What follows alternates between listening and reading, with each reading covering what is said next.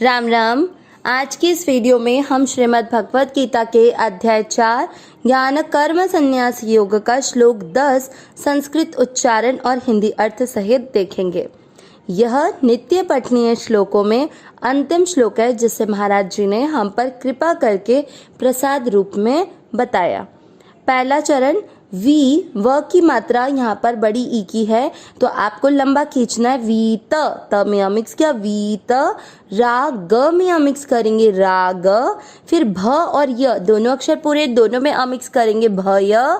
Crow, crow का अर्थ होता है क आधा और र पूरे पर ओ की मात्रा। क्रो, क्रोधा। पहला चरण साथ में बोलते हैं, वीतराग भय क्रोधा। दूसरा चरण म के साथ आधा न, मन। फिर म पूरा है, मया, मन मया। मामू, मुंह की मात्रा छोटी है, लंबा नहीं खींचना, मामू। फिर पा के साथ आधा श, पाश। री के साथ ता, पाश ऋता। आ की मात्रा ता में तो विसर्ग को पढ़ेंगे हा, पाश ऋता हा। दूसरा चरण फिर से, मन मया मामू पाश्रिता। पहला और दूसरा चरण साथ में, वीतराग भय क्रोधा मनमया मामुपाश्रिता। तीसरा चरण देखेंगे, बह, दोनों अक्षर पूरे हैं, दोनों में अमिक्स करेंगे, बहवो। ज्ञा, न में अमिक्स करेंगे, ज्ञान। तप, दोनों अक्षर पूरे, दोनों में अमिक्स करेंगे, तपसा। तीसरा चरण फिर से, बहवो ज्ञान तपसा। चौथा चरण पूता, प पे बड़े ऊ की मात्रा लंबा खींचेंगे, पूता। म के साथ आधा द, मद भा, व में अमिक्स करेंगे, मद भाव। फिर मा, ग में अमिक्स करेंगे, मागता। आ की मात्रा ता में तो विसर्ग को पढ़ेंगे हा, मागता हा। चौथा चरण फिर से, भूता मद भाव मागता। तीसरा और चौथा चरण साथ में, बहवो ज्ञान तपसा भूता मद भाव मागता। पूरे श्लोक का उच्चारण एक साथ, वीतराग भय क्रोधा मनमया मामुपाश्रिता बहवो ज्ञान तपसा पूता मद भाव मागता। एक बार फिर से, वीतराग भय क्रोधा मनमया मामुपाश्रिता बहवो ज्ञान तपसा पूता मद भाव मागता। श्लोक का अर्थ देखेंगे। इससे पहले भगवान ने श्लोक 9 में बताया कि मेरे जन्म और कर्म दोनों ही दिव्य हैं। दिव्य कहने का तात्पर्य कि भगवान अजन्मा है। हमारी तरह भगवान 9 महीने गर्भ में नहीं आते, भगवान प्रकट होते हैं। और साथ में भगवान के कर्म भी दिव्य हैं। कर्म कैसे दिव्य है कि भगवान निष्काम भाव से कर्म करते हैं। भगवान को कर्म करने की कोई आवश्यकता नहीं है। जैसे हम जो कर्म कर रहे हैं उसके पीछे तो हम परमात्मा की प्राप्ति करना चाहते हैं। अगर हम निष्काम भाव से करेंगे तो हमें परमात्मा की प्राप्ति होगी, पर परमात्मा अर्थात भगवान के लिए कुछ भी पाना शेष नहीं है।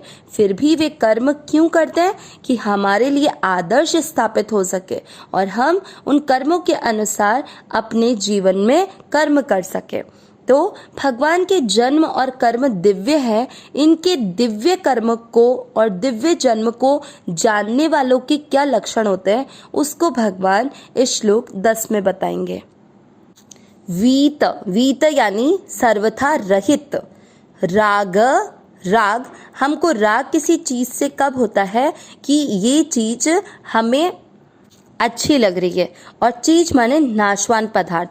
जब हम परमात्मा से विमुख होंगे तो हमारा इन नाशवान पदार्थों से राग हो जाएगा और इस राग से ही फिर ममता, आसक्ति, कामना ये सब जगते हैं।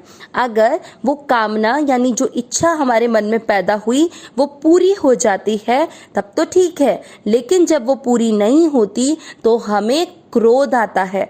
और अगर हम सामने वाला जो है हमारी इच्छा तो पूर्ति नहीं कर पा रहा, पर सामने वाला हमसे अधिक शक्तिशाली है तो हम उससे डर जाते हैं, भय रखते हैं, कह कुछ नहीं पाते, लेकिन उसके प्रति वैर भाव आ जाता है। तो ये राग, भय और क्रोध से जो सर्वथा रहित है। आगे मनमया, मनमया यानी मुझ में लीन।